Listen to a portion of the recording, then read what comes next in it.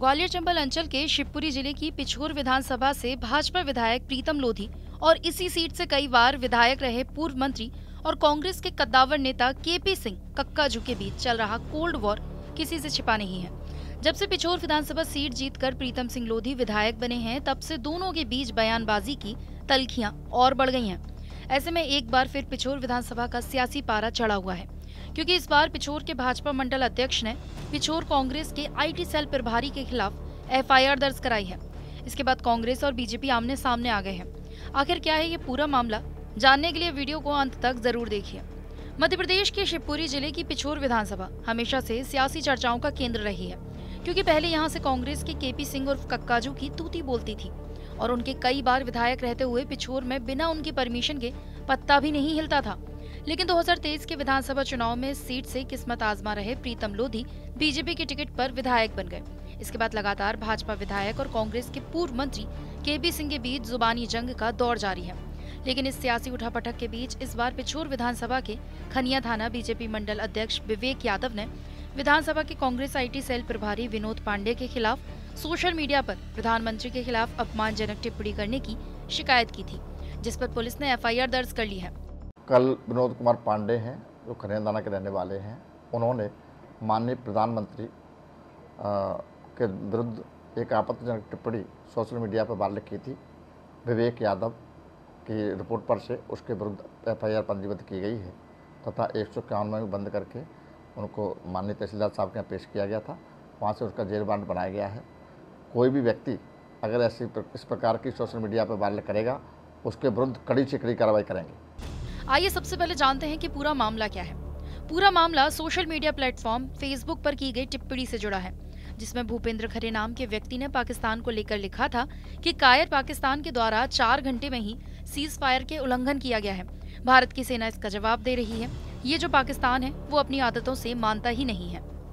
भूपेंद्र खरे की इस टिप्पणी पर कांग्रेस आईटी सेल प्रभारी विनोद पांडे ने इस पूरे मामले पर फेसबुक पर लिखते हुए पीएम के खिलाफ अपशब्द का प्रयोग किया था। इसके बाद पिछोर विधानसभा के खनिया थाना से बीजेपी मंडल अध्यक्ष विवेक यादव ने अपने शिकायती आवेदन में कहा कि कांग्रेस के आईटी सेल प्रभारी की ओर से देश के प्रधानमंत्री का अपमान किया गया है, ऐसे में कार्रवाई की जाए। शिकायती आवेदन और सोशल मीडिया की पोस्ट के आधार पर पुलिस ने कांग्रेस के आईटी सेल प्रभारी विनोद पांडे के खिलाफ एफआईआर दर्ज की है।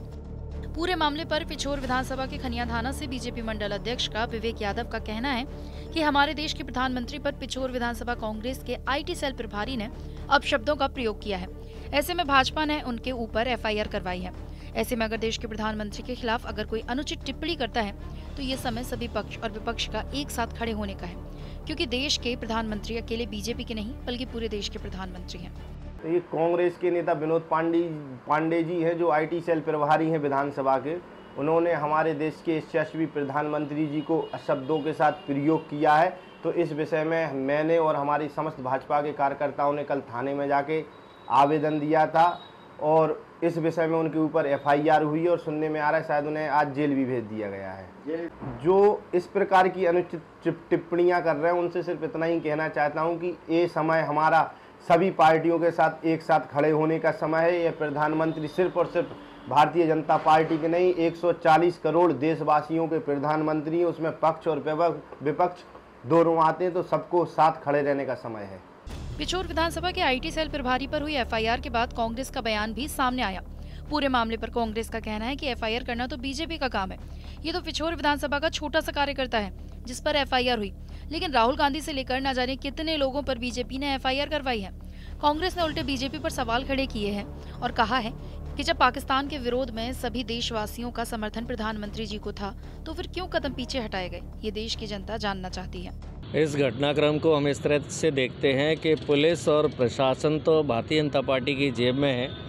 आईटी सेल का कांग्रेस का एक खनिया थाना विधानसभा का कार्यकर्ता है वो, और उस पर भारतीय जनता पार्टी ने एफआईआर करवा दी है।